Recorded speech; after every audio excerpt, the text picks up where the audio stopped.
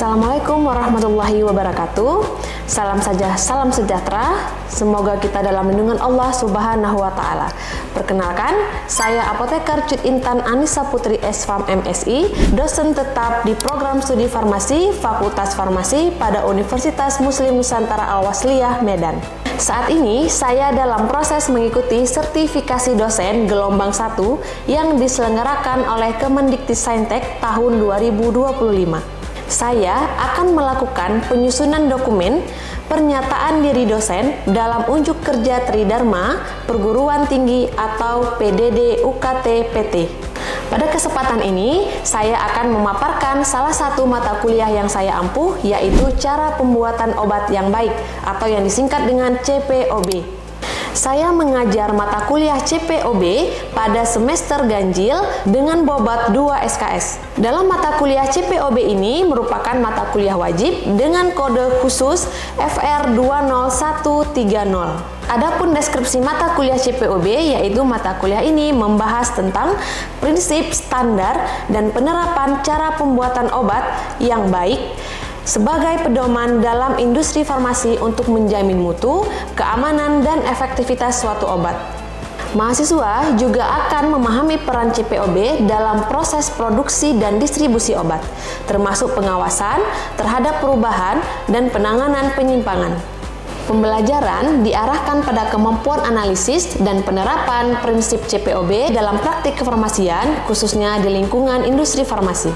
Perkuliahan CPOB diselenggarakan dengan pendekatan blended learning, yaitu perpaduan antara pembelajaran luring atau tatap muka langsung dan juga daring melalui platform e-learning resmi UMN Al-Wasliyah, yaitu SIAKAT Portal UMN Al-Wasliyah. Mahasiswa dapat mengakses materi perkuliahan, mengunduh RPS, serta mengunggah tugas secara online, sementara diskusi interaktif, studi kasus, dan presentasi dilaksanakan secara langsung di kelas. Metode pembelajaran yang saya terapkan bersifat aktif, partisipatif, dan berbasis pada pengalaman nyata. Di antaranya adalah yang pertama, ceramah interaktif, yaitu untuk membangun pemahaman konseptual mahasiswa terhadap teori cara pembuatan obat yang baik.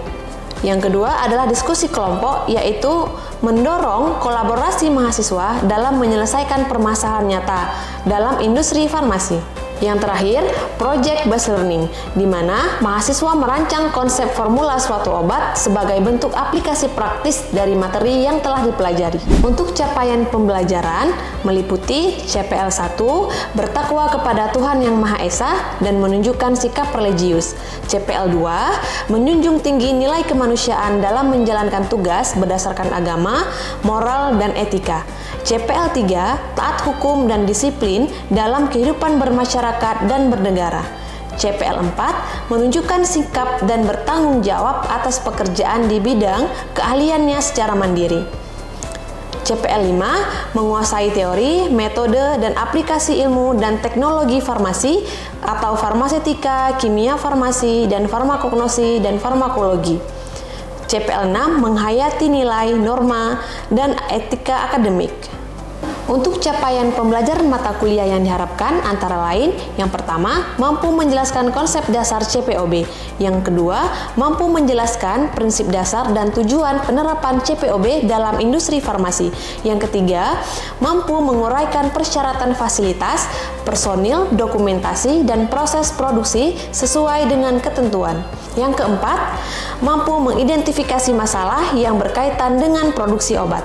Yang kelima, mampu menganalisis penerapan sistem penjaminan mutu dan manajemen resiko mutu dalam proses pembuatan obat. Yang keenam, mampu mengevaluasi ketidaksesuaian, investigasi, dan CAPA atau Corrective and Preventive Action dalam konteks CPOB. Untuk media pembelajaran pada mata kuliah CPOB ini meliputi yang pertama RPS, yaitu bisa diunduh melalui e-learning UMN Al-Wasliyah, yaitu SIAKAT UMN Al-Wasliyah. Yang kedua, PowerPoint dan artikel ilmiah dalam pemaparan materi di depan kelas, di mana materi disusun semenarik mungkin dengan menggunakan bahasa yang mudah dipahami. Yang ketiga, yaitu video pembelajaran. Adapun materi pembelajaran pada mata kuliah CPOB ini meliputi yang pertama pengantar dan perkembangan CPOB, yang kedua sistem mutu industri farmasi, yang ketiga personalia, yang keempat bangunan dan fasilitas, yang kelima peralatan dan produksi, yang keenam penyimpanan dan pengiriman, yang ketujuh pengawasan mutu, yang kedelapan inspeksi diri dan audit mutu, yang kesembilan penanganan keluhan dan penarikan produk, yang kesepuluh dokumentasi, dan yang terakhir validasi dan kualifikasi. Penilaian dalam mata kuliah CPOB ini mencakup 5 komponen utama, yaitu ujian tengah semester dengan bobot sebesar 30%, kemudian ujian akhir semester dengan bobot 40%, selanjutnya nilai tugas dengan bobot sebesar 15%, nilai kuis dan diskusi dengan bobot sebesar 5%, serta kehadiran dan keaktifan di dalam kelas dengan bobot sebesar 10%.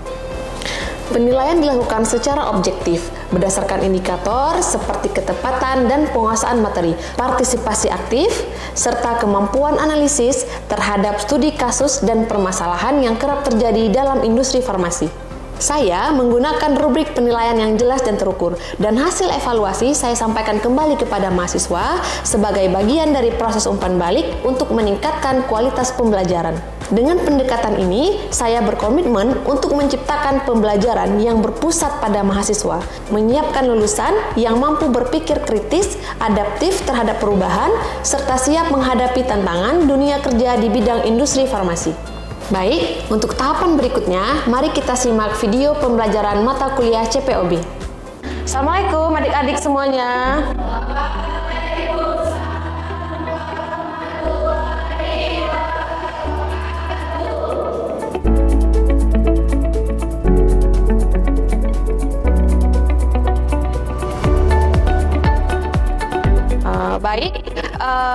Jadi pada materi hari ini sebenarnya sangat berkaitan ya dengan materi yang kita bawa, yang kita belajar ya pada minggu lalu, yaitu terkait produksi dan proses kontrol. Nah, kita akan belajar dulu terkait ruang kelas produksi. Ada apa-apa aja ruang kelas produksi? Sediaan farmasi itu kan ada yang namanya sediaan steril dan sediaan steril. Oke. Nah, kalau sediaan steril ada yang namanya ampul, ada yang namanya vial, dan ada yang namanya Saya mau tanya lagi, siapa yang masih ingat dengan produk ruahan? Nah, jadi produk ruahan itu merupakan produk obat yang telah melalui seluruh proses produksi. Lakukan pengujian ya, itu wajib diberi label. Misalnya label untuk obat-obat karantina. Nih, karantina ini untuk obat-obat yang misal memang perlu dilakukan investigasi lebih lanjut. Nah, itu diberi label warna kuning. Nah, untuk label obat penimbangan yang ketika akan dilakukan penimbangan atau setelah ditimbang itu diberi label warna putih. Nah, ini namanya label penimbangan ya. Di sini ada tertera nama bahannya, kode bahannya ya, nomor batch-nya seperti itu. Kemudian untuk obat-obat yang sudah diluluskan, sudah melakukan beberapa tahap pengujian dan sudah bisa dirilis, itu diberi label dulu ya. Ini sudah bisa diluluskan, berarti labelnya warna hijau seperti itu. Kemudian, nah ini dia. Ini yang harus kita perhatikan sekali pada saat penimbangan ya. Pada saat penimbangan itu yang pertama yang harus kita perhatikan sekali itu bagian bangunannya. Nah, bangunannya seperti apa? Maksudnya yang dikatakan bangunan itu ruangnya tadi. Ruang untuk menimbang itu kalau non steril di ruang kelas E tadi ya. Kemudian kalau yang steril di ruang kelas A. Nah, penimbangannya juga di sana ya. Kemudian harus mempunyai landasan timbang yang kokoh. Ini maksudnya meja timbangnya tidak boleh terbuat dari kayu atau yang dia akan menimbulkan goyangan gitu ya. Nah, atau bisa patah seperti itu. Jadi harus mejanya meja beton. Supaya apa? supaya ketika kita melakukan penimbangan akurat hasil yang kita timbang, ya, tidak mengalami kesalahan. Nah, kemudian dilengkapi sarana cuci alat dan dust extractor.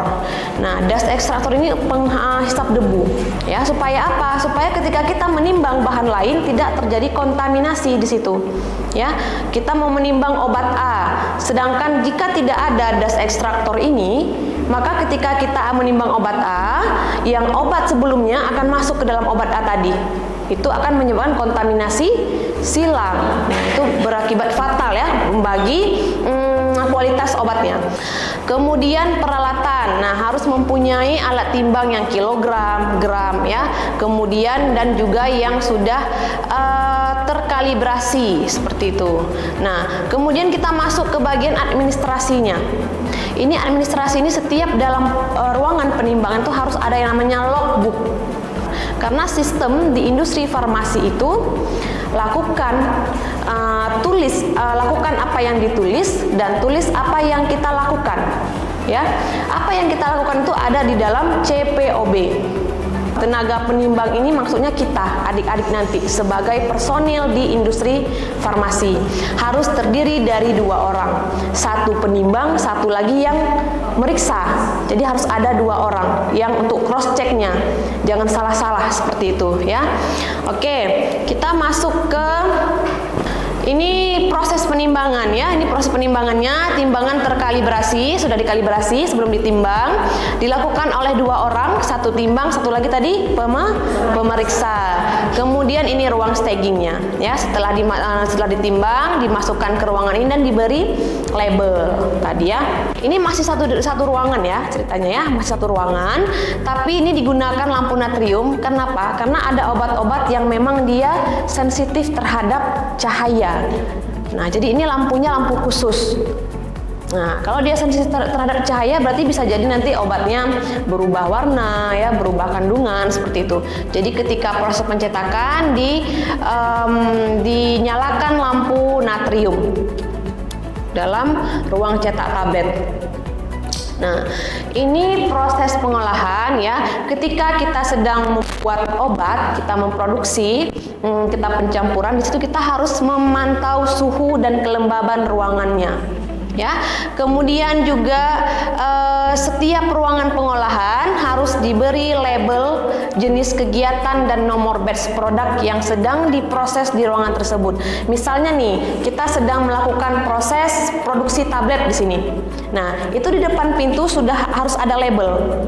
Label label obat apa, kode batch-nya berapa.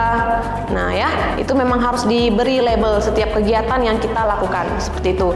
Nah, pastikan bahwa mesin dan peralatan yang digunakan harus sudah bersih dari produk sebelumnya.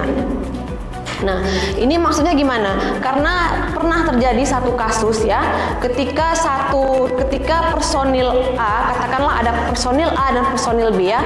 Personil A dia bertugas membersihkan alat pencampuran misalnya. Kita sebut saja alat pencampuran tablet, bukan tablet ya, pencampuran bahan-bahan tablet. Nah, jadi petugas A ini izin ke toilet seperti itu, izin ke toilet tanpa memberitahu supervisornya atau memberitahu bagian di alat pembersihan itu. Nah, datanglah personil B. Nah, jadi sebenarnya gini, dalam konteks di lapangan itu setiap sudah melakukan pembersihan, kita harus memberi label di alatnya. Kalau ini alatnya sudah bersih. Jadi ketika ketika ada miskomunikasi antara personalianya bisa mengakibatkan fatal ya. Di situ dia mencampur paracetamol, padahal ada kandungan digoksinnya lagi. Nah, ketika sudah dirilis, sudah dikonsumsi oleh pasien, oleh banyak masyarakat, terjadinya reaksi yang tidak diinginkan dari masyarakat. Nah, dilapor ke BPOM, akhirnya BPOM menarik kembali obat-obat yang sedang diproduksi tadi untuk diinvestigasi. Nah, di situ akan terjadi apa? banyak ya kerugian yang besar gitu ya, dan juga kita hilangnya kepercayaan dari masyarakat kepada pabrik kita seperti itu ya. Jadi ini harus diingat betul, pastikan bahwa mesin dan peralatan yang digunakan harus sudah bersih dari produk sebelumnya. Nah, ini pentingnya personalia ya, pentingnya komunikasi, atau pentingnya namanya pelatihan pada personalia ya. Dan juga ini sudah diatur dalam CPOB bahwa setiap personalia itu wajib melakukan pelatihan supaya tidak ada yang miss seperti itu. Nah, kemudian operatornya mengenakan pakaian kerja dan sepatu kerja yang bersih. Setiap wadah bahan baku harus diberi identitas yang jelas. Nah, ini setiap bahannya harus ada identitas supaya tidak ada kontaminasi tadi ya, jangan salah-salah produk seperti itu. Kemudian perlu dilakukan pemantauan kualitas lingkungan kerja secara periodik. Nah, ini harus dipantau terus-menerus. Kemudian kita masuk ke proses pengemasan. Nah, ini proses pengemasan. Apa ini? Pengemasan apa tadi? Pengemasan sekunder. Oke, nah ini pengemasan, ada pengemasan primer, ada pengemasan sekunder, dan ada pengemasan tersier. Pengemasan primer ini ada ruangan, apa tadi pengemasannya? Kita melakukan pengemasan di ruang kelas, apa tadi? Kelas E ya, kelas E atau kelas F ya. Nah, ini pengemasan primer di ruangan kelas produksi yang memang benar-benar di sini harus bersih ya, harus bersih. Personalianya juga tetap memakai peralatan kerja atau APD yang sesuai dengan ketentuan yang berlaku. Nah, kemudian ada pengemasan sekunder. Nah, di sini pengemasan sekunder tidak perlu lagi menggunakan sarung tangan atau masker. Karena apa? Karena sudah dilakukan pengemasan primer tadi ya, obat-obatnya sudah dikemas dalam botol ya, dalam tube seperti itu. Kemudian kita setelah sekunder masuk ke pengemasan tersier. Ini adalah pengemasan yang terakhir, kemasan unit box ke master box seperti itu. Nah, kita masuk ke materi berikutnya adalah in process control. Ada quality assurance, quality control, dan bagian produksi. Nah, jadi kalau tidak ada ketiga itu, industri obat tidak bisa jalan. Harus ada 3 orang itu. 3 orang itu nanti adik-adik lah yang akan menjabat di situ sebagai apoteker. Ya, nah ada quality assurance, ada quality control, dan ada produksi. IPC ini adalah bagian dari QC, quality control. Nanti dialah yang melakukan IPC. Ya, saya ulangi lagi, IPC itu pengujian yang perlu dilakukan ketika proses produksi masih berjalan. Oke, saya kasih contoh. Misalnya kita sedang melakukan produksi obat sirup. Ya, atau obat iyalah obat sirup aja ya. Obat sirup itu kita perlu pengujian apa kira-kira? Pengujian kadar, ya kan? Pengujian kadar, pengujian apa lagi? Penetapan volume, ya kan? Nah, itu pengujian itu namanya IPC. Coba ya. Nah, ini merupakan pengawasan selama proses produksi, jadi diawasi. IPC inilah yang dia punya wewenang untuk mengatakan atau mengambil keputusan, oh ini berhenti, jangan dilanjutkan. Ini stop dulu, jangan dilanjutkan. Kita cek dulu apa yang salah. Nah, itu adalah namanya bagian dari IPC. Nanti kita lihat di slide berikutnya apa-apa saja contohnya. Nah, ini dia ya. Ada contoh alur proses pembuatan tablet. Granulasi basah itu pertama ada pencampuran awal bahan-bahannya. Kemudian ada granulasi, ya kan? Ada kemudian diayak, kemudian jadilah dia granul. Nah, sebelum dilakukan ayak kering selanjutnya, itu kita cek IPC di situ. IPC-nya apa? Kadar air. Kadar air dari granul tadi ya. Nah, kemudian setelah pengayakan kering, pencampuran akhir, kita masuk ke proses pencetakan tablet. Di sini kita lakukan IPC kembali oleh si personil quality control tadi. Apa IPC yang kita lakukan sebelum kita cetak tabletnya? kita coba di sini keseragaman keseragaman kadar ya, keseragaman bobot, kekerasan, kerapuhan, waktu hancur dan disolusi ya. Ini setelah IPC yang dilakukan setelah tablet dicetak ya, dilakukan IPC-nya. Nah, kemudian setelah tablet tercetak kita lakukan nih proses cek IPC-nya. Oh, semuanya good hasilnya.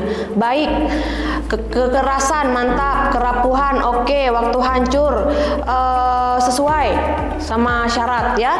Nah, baru kita lakukan pengemasan primer. Nah, setelah dilakukan pengemasan primer, kita cek lagi pengemasan primernya. Kita lakukan IPC lagi nih oleh si quality control tadi. Kemasan primer itu kan ada penandaan ya. Penandaannya maksudnya di situ ada golongan obatnya, kemudian tanggal expirednya seperti itu ya.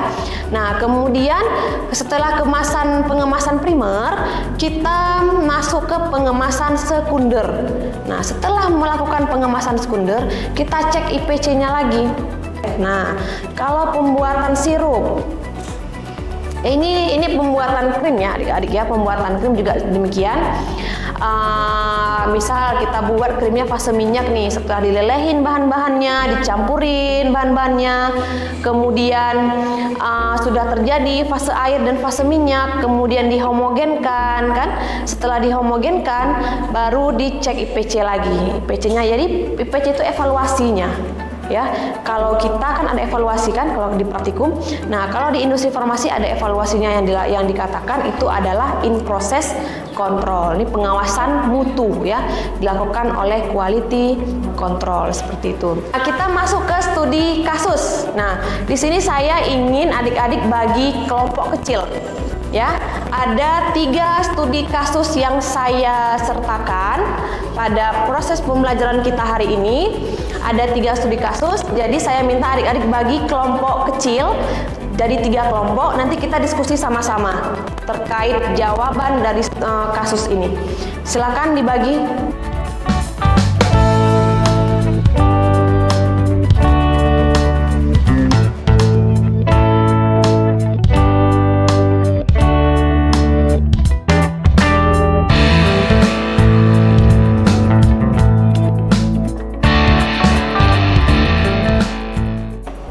Pertanyaan nih untuk diskusi ya.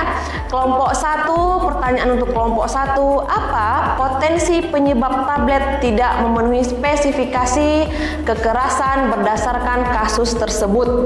Nah, kemudian apa tindakan IPC ya, bagian IPC yang seharusnya dilakukan saat kejadian terjadi? Nah, ini nanti silakan didiskusikan ya sama kelompok 1.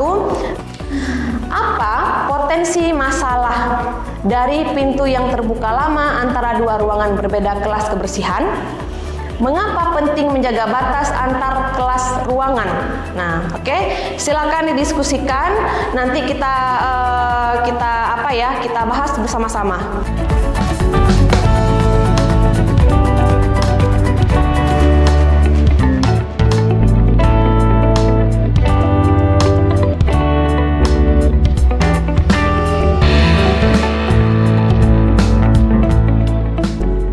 Semuanya sudah selesai ya diskusinya ya.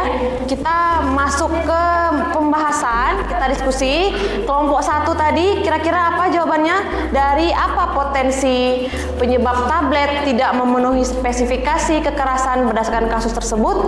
Dari adonan granulnya mengalami overwetting selama dibiarkan dalam kondisi diam dan tidak dikontrol suhunya. Tindakan IPC-nya itu harus dilakukan monitoring suhu dan kelembapan adonan pada saat mesin berhenti, serta dilakukan IPC pada granul sebelum pencetakan. Ya, jadi gitu ya. Kasih hapus dulu kepada Rian. Untuk di kasus yang nomor 2, apa pelanggaran atau penyimpangan terhadap prinsip CPOB dalam kasus ini? Mana tadi kelompok 2? Silakan, siapa yang mau menjawab? Saya, Bu. Ya, silakan Karin. Kalau untuk pelanggaran yang menyimpang itu seperti tidak terpenuhinya volume isi sesuai spesifikasi produk serta larutan tidak homogen. Lalu kalau untuk peran IPC-nya itu melakukan sampling volume isi selama pengisian, lalu melaporkan dan menghentikan proses pengisian saat ditemukan ketidaksesuaian. Ya, bagus ya. Sangat menarik diskusinya. Silakan kasih aplaus untuk Karin.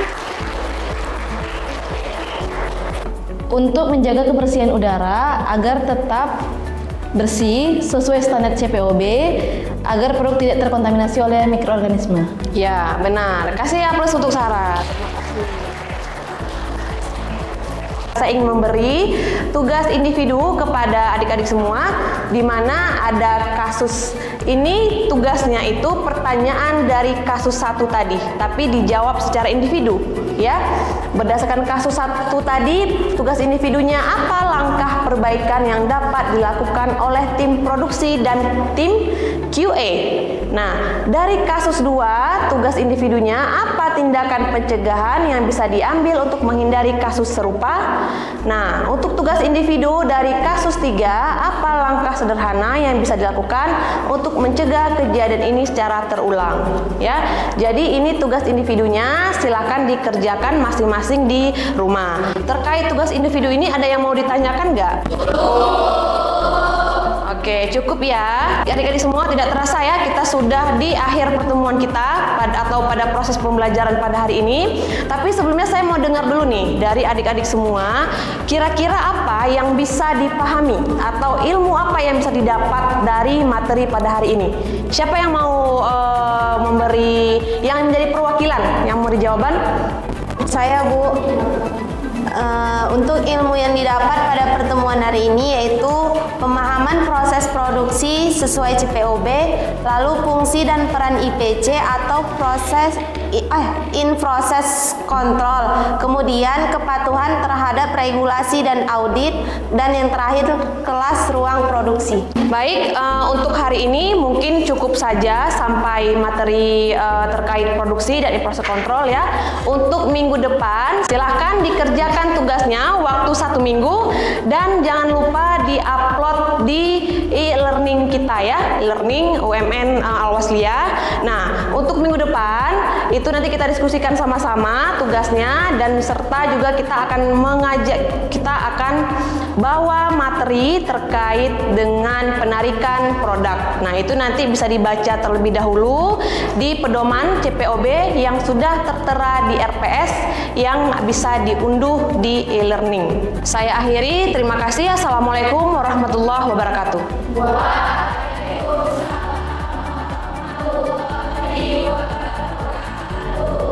Sekian video rekaman pembelajaran mata kuliah CPOB di program studi farmasi Fakultas Farmasi Universitas Muslim Nusantara Al-Wasliyah Medan. Video ini digunakan sebagai salah satu syarat penyusunan dokumen pernyataan diri dosen dalam unjuk kerja Tridharma Perguruan Tinggi atau PDD UKT PT. Semoga dapat menjadi pertimbangan baik dalam proses pengajuan sertifikasi dosen gelombang 1 tahun 2025. Terima kasih. Assalamualaikum warahmatullahi wabarakatuh.